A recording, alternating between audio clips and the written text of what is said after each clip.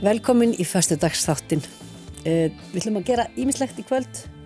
Til mín komin vefnaðarlistakona, eða segirðu veflistakona? Veflistakona. Veflistakona, velkomin Ragnheiður. Og til hamingju minni í bókina.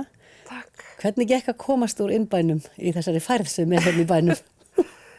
Það gekk nú alveg, sko. Innbærin náttúrulega algjörlega kolófær, sko. Já. Þannig að þegar við vorum búin að brjótast í gegnum hann, þá var þetta komist út á drottningabrautina, þá var þetta ekkert mál. Stofnleiðarnar orðnar færar en erfiðar svona inn í íbúðagötunum. Já, það er ansi illfært, sko. Þetta er spennandi þessi þáttur, sko, hvort fólk kemst yfirleitt í hann bara, en gott að þú ert komin. Já, og þetta er ekkert smára þessi rit sem að þú varst að gefa út í samstarfi við Forlagið. Segðu okkur aðeins, hvað liggur hér að baki? Listin að vefa? Þetta er í rauninni bara 9 ára rannsóknarvinna. Skrif og púsl. Og Tetris, eins og hún segir, Borghildur Ína sem er braut bókina sko. Þetta er svona eins og að púsluspila, hennar hlutur í þessu. En ég er rétt inn í púsluspilin í hendurnar og fyrir utan það að vera texti, sko, mjög mikill texti í þessar bók, þá eru 900 myndra en skjöl í henni. Það er all nokkuð. Já, ljósmyndir, teikningar og sem sagt bindingar, vefbindingar. Og blaðsíðunar eru nú sér svo illa. Það eru 360. 360. Já. Og sko vefnaður, þetta er sko allt sem viðkemur vefnað. Þetta er ekki bara sjálf listin að vefa? Nei, þetta er í rauninni sko ekki bara gamli vefurinn okkar sem við stundum hér í 900 ár í Kljásteinavef og síðan í venlegum vefstól. Þetta er í rauninni bara sagan alveg frá landnámi. Hvað við gerðum hérna og hvernig íslensk vefnaðarsaga er. Og síðan hvernig innréttingar hérna hjá Skúla Magnúsinni 1752 koma inn í þetta. Þá koma vefstólarnir til sögunar.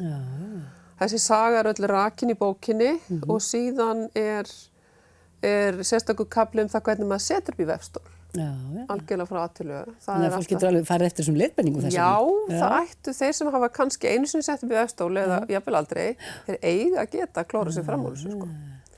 Og allt í sambandi við áhöld og efnið, þú veist, hvaða ull eða hvað þú ert að nota. Já, það er sérstakur kafli að koma koma ull í fat, heitir hann á víst. Það var gamla setningin. Og hérna síðan er öll bindifræðin, svo kallaða, sem er í rauninni allar vefnaða tegundir sem að við svona þekkjum helstar. Og síðan er sérstakur kafli spjaldvefnað sem að var náttúrulega okkar séreinkenni hér á Íslandi, sérstaklega styttuböndin og allt sem að var spjaldofið hér. Getur þú útskýrt örstuðt hvað spjaldvefnaður er? Spjaldvefnaður er bara gerð á lítil spjöld, þetta eru litli borðar sem voru notaðir bæði á þjóðbúningana og svo þetta voru belti, þetta var náttúrulega axlabönd til að binda upp sokkana sína. Ég held ég svona litla lyklakippu með spjaldvefnaði. Einmitt. Philip Richard hefur einmitt verið að gera svona lítinn spjaldvefnað í bókamerki allt þetta ár. Og svo er sérstakur kafli myndvefnað sem er svolítið var mitt sérfag áður fyrr, sko. Ég í rauninni útskrifaðist fyrst og fremst úr myndvefnaði og síðan sem vefnaðarkennari. Og þá er maður ekki að vefa munstur heldur hreinlega heilu myndinni. Já, það er bara allt annars. Sem hlýtur að vera svolítið flókið. Eða hvað? Mikill útreikningur? Nei, alls ekkert útreikningur. Þetta er eiginlega bara eins og að mála með þræði, sko.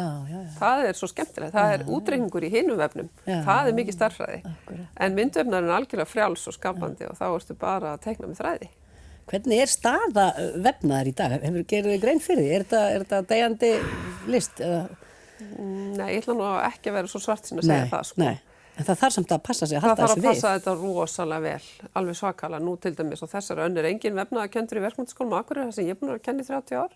En það verður nú víst vefnaðar eftir áramót, skils mér, sem betur fyrir að því við eigum alveg rosalega flotta vefstofu þar, sko, með 20 vefstólum og ég held að þetta sé svona ein fullkomnasta vefstofa á Íslandi. Og hvar heldur að vefnaður sé kenndur á fleiri stöðum? Í Heimilisiðnaðarfélaginu.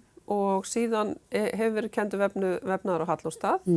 Ég var það í þetta heitir hússtjórnarskóli eða háskóli núna. Það búið að breyta skipulaginu.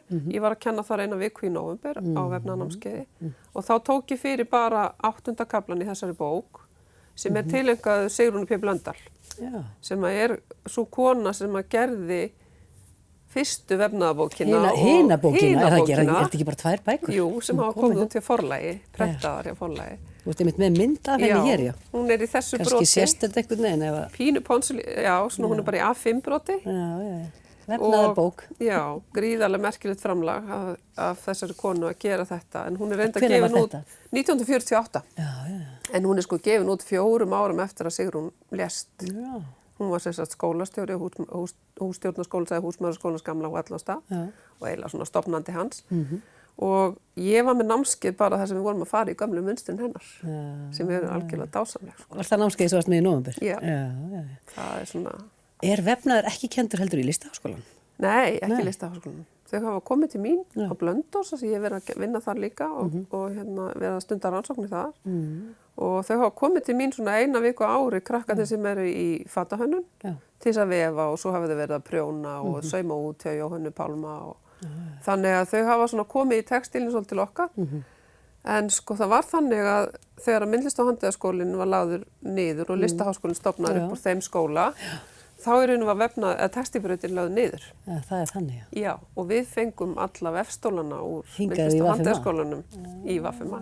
Þannig að VFMA heldur svolítið þessu á lofti og er svolítið kannski þá Hefur verið það, sko. Það hefur verið rosalega öflug vefnaðarkennsla í áratugi, sko. Þannig að ég vona nú að þetta fari nú ekki, eða það fari á betri veg heldur en áhorfist núna, sko. Svo náttúrulega er kendur, það er ennþá rekinn húsmæðarskólinn í Reykjavík og þar hefur verið kendur vefnaður. Já. Hefur þú eitthvað komin aldrei því? Nei, ekki neitt. Það er hún Edda Guðmundsdóttir sem er búin að stýra þar vefnaðarkennslinni í áratugi. Og síðan er eitthvað kennt í FB í Breiðholti. En þessi vefstólar eru tilörulega víða, kannski ekki endilega uppsettir. Þeir eru út allt land. Einhvers staðar stendur í bókinu minn og það er haft eftir honum Magnúsi Guðmundsssyni í Ullveru gull að einhvern tímann ykkur 1930-1929 þá er talið að hafa verið 3500 vefstólar á Íslandi út allar sveitir og koppagrundir. Þetta er áhugavert. Allir sé einhver leið að vita hvað eru margir í dag. Það er rosalega oft hringt í mig einhvers staðar svona af einhverjum bæjum hér og þar Ísland og spurt, hérna það er vefstóllinn inn í geymslu. Viltu eiga hann? Viltu eiga hann eða eiga að henda hann? Já, hvað segir þú? Fyrst sagði ég alltaf, já, ég skal líta á þetta. En núna er ég fann að segja, já, þú kannski reynir að selja hann eða ég get því miður ekki tekið við honum. Hvað ertu komið með marga í þínar geymslur? Ég var komið með svolítið marga en ég er búin að losa mig við hann núna, sko. Þetta var bara, auðvitað eru þessi gömlu vefstólar, íslensku vefstólar sem voru smíðaðir hér, þeir voru náttúrulega báðir mjög litlir og mjóir og eingöngu fjórskefta vefur, svona bara fyrir vaðmál og einskeftu og salún og svona hennan vefna sem var stundaður hér. Þannig að þetta er ekkit góð vinnutæki. Í dag viljum við hafa vefstólar sem eru almennilegir og stórir og með 8 sköftum eða 12 sköftum. Bara það sé örugglega eitt til að minjasafni einhvers staðar. Já, einmitt. En til hamingju með þessa bók og verðlaunin, þú varst nú tilnefnd bara í Kiljunni núna fyrir, er það ekki hérna, verðlaun bóksala? Ég reyndar sko, sáðu þetta ekki sjálf, en mér skilst þetta séu verðlaun sem eða bóksalar tilnefna bækur í mörgum flokkum. Já, og í fræðiflokknum. Já, þessi fræði og handbækur var þessi í 3. til 4. sæti. Já, til hamingju með það og til hamingju með þetta afrek. Takk fyrir. Og gangið þið vel í vefnaðarlistinni. Takk fyrir það.